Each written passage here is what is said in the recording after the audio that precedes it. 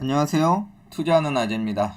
오늘의 주제는 반도체의 미래, EUV 2편, FST에 대해서 이야기해 보도록 하겠습니다. 시작에 앞서 구독과 좋아요, 알림 설정은 사랑입니다. 그럼 시작합니다. 국내에서 EUV 펠리클 관련 연구를 하는 기업은 두 군데가 있죠.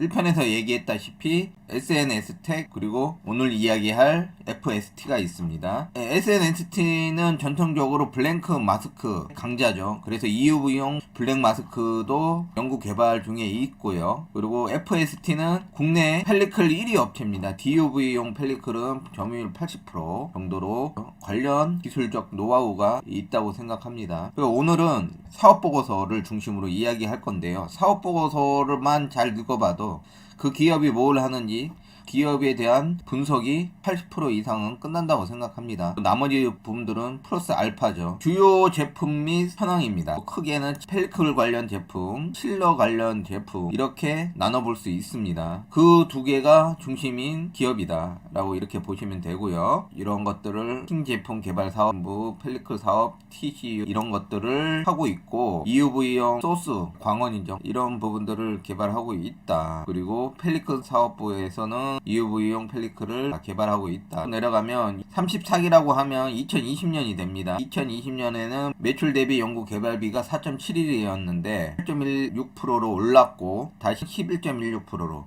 지금 연구 개발에 굉장히 힘을 주고 있다라고 보고 있습니다. 이제 영업 계양을 보면은 당사는 펠리클 및 천번의 온도 조절을 해주는 칠러 주력으로 생산하는 반도체 소재 장비 업체다. 종속 회사에 대한 내용들, SP텍은 펠리클 막이 부착되는 프레임에 관한 사업을 하고 있는 것이다 라고 생각하시면 되고요. 자세한 내용 이렇게 한번 읽어보세요. 그리고 FST는 이제 SIC 포커스링, 포커스링이 시각 장비에 들어가는 소모성 품목이죠. SIC라고 하면은 실리콘 카바이드 소재의 포커스링을 생산하는 자회사다. 그리고 종속회사 이솔은 EUV 마스크 결함 리뷰 장비, 그리고 EUV 마스크 위상 측정 장비, EUV 펠리클 투과율 반사율 측정 장비 사업을 영위하고 있다. 또 이솔은 요로 관련 특허를 지금 다 가지고 있어요. 따로 이솔을 얘기하고 싶을 정도로 기술력이 괜찮은 자회사입니다. 종속회사 파인세라텍, 이 파인세라텍은 프로브 카드용, 프로브 카드는 EDS 정기적인 특성을 확인하는 공정이죠. 여기서 MLC는 멀티레벨 셀이라고 해서 낸드 플래시에 있는 중에 하나죠. 전체적으로 한 번씩 쭉 읽어보시면 도움이 되실 겁니다. 상장이 1개의 기업, 비상장이 8개의 기업으로 돼 있고 오르스 테크놀로지 이거는 계측 장비죠. 2021년 2월 24일 날 코스닥에 신규 상장됐다. 균일하게 이제 도포되나 아니면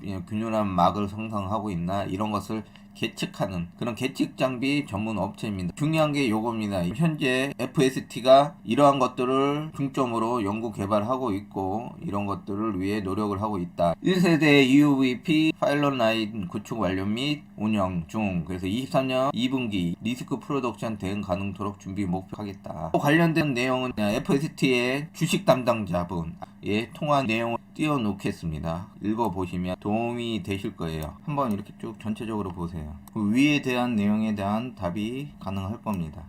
저 같은 경우는 보고서를 중점으로 공부를 하고 그에 대한 질문 형식으로 주식 담당자 분하고 통화를 합니다. 제가 잘 모르는 부분들을 해소시키는 역할을 하는 거죠. 너무 모르는데 주식 담당자 분하고 통화하게 되면 주식 담당자분들도 귀찮아하고 이런 부분들이 있어요. 그래서 사전에 공부를 조금 더 하고 내용을 일목요연하게 정리를 해서 물어보신다면 큰 도움이 될 것이라고 생각합니다. 주주 현황을 보면 장명식 FST 회장님이시죠. 그 밑에 이제 주식회사 CM 테크놀로지가 있는데 CM 테크놀로지는 장명식 회장의 둘째, 셋째 자녀분들이 계시는 곳이죠. 실질적으로 따지고 보면 장명식 일가의 지분이 24.2% 정도 돼요. 그 다음에 주주로는 삼성전자가 있습니다. 20년도에 지분 투자로 7%를 가지고 있습니다. EUV 펠리클에 대한 연구 개발 목적으로 지분 투자를 해준 것이죠. 이게 펠리클이죠. EUV 펠리클은 이렇게 투명한 방막과 그 방막을 튼튼하게 잡아주는 트린 멤브레인, 그러니까 멤브레인을 고정시켜주는 프레임, 이렇게 세 가지로 나눠볼 수 있습니다. 중요한 거는 풀 사이즈의 펠리클이 되어야 한다. 사실상 이 풀 사이즈의 펠리클은 정말 힘들다. 왜 힘드냐면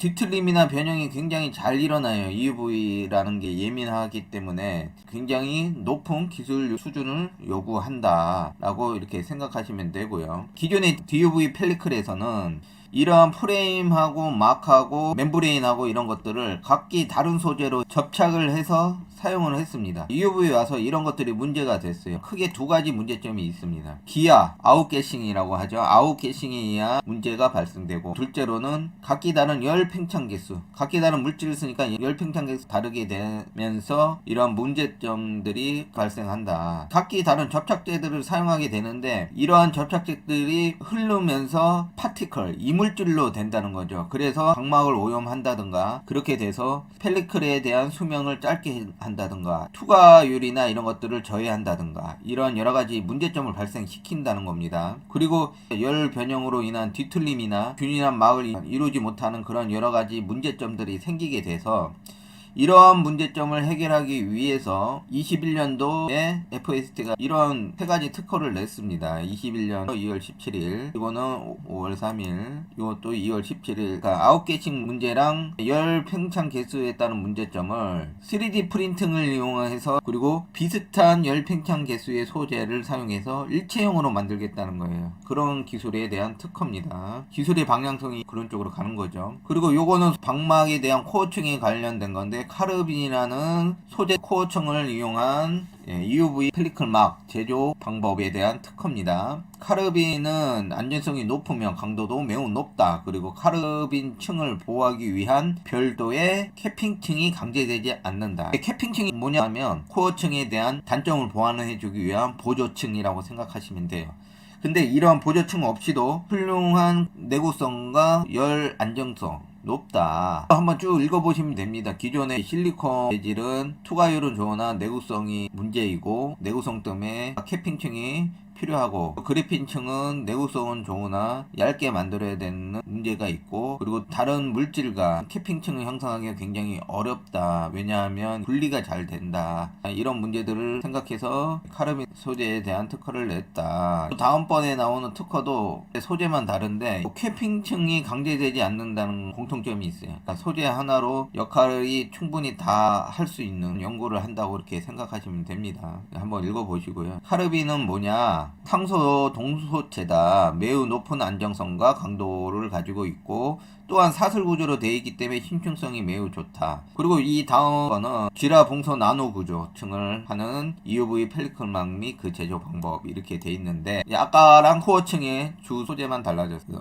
쥐라 봉소 나노 구조는 열적인 안정성이 매우 높으며 강도도 매우 높다. 또 활성 수소에 매우 강하여 별도의 캐핑층이 강제되지 않는다는 장점이 있다. 이거는 뭐냐면 이물질을 세정해주기 위해서 수소 이온들을 주입이 되는데요. 이때 수소 라디칼이죠. 수소 원자가 이런 막들을 청소해주는 것 뿐만 아니라 식각시킨다고 해야 되나요? 그래서 막에 대한 수명을 줄이는 그런 부분들에 대해서 굉장히 강점을 보이는 소재다. 장점으로는 투과율이 높아서 두껍게 만들 수 있다. 이렇게 일체형으로 만든다는 거예요. 요거는 수소 라디칼에 대한 특허입니다. 이런 파티클들이 UV 막에 영향을 주지 않도록 막을 보호하겠다. 이것도 방출되는 여러 가지 입자에 의해서 쉽게 오염을 되는데 이를 방지하기 위해 수소를 이용한다 그랬죠. 그러나 이러한 수소 라디칼은 펠리클 막 역시 손상시킬 수 있으므로 손상을 방지하기 위한 대책이 필요하다. 본 발명에 따른 극자해성 EUV용 펠리클 막은 수소 라디칼 원자에 의한 손상이 최소화된다는 장점이 있다. 파티클이 이렇게 붙어 있는 모습이죠. 수소 라디칼이 이런 것에 유입이 되려고 해도 손상을 막아준다. 이제 펠리클 프레임에 관한 이야기입니다. 이제 통기성이 확보된 EUV용 펠리클 프레임이라고 되어 있는데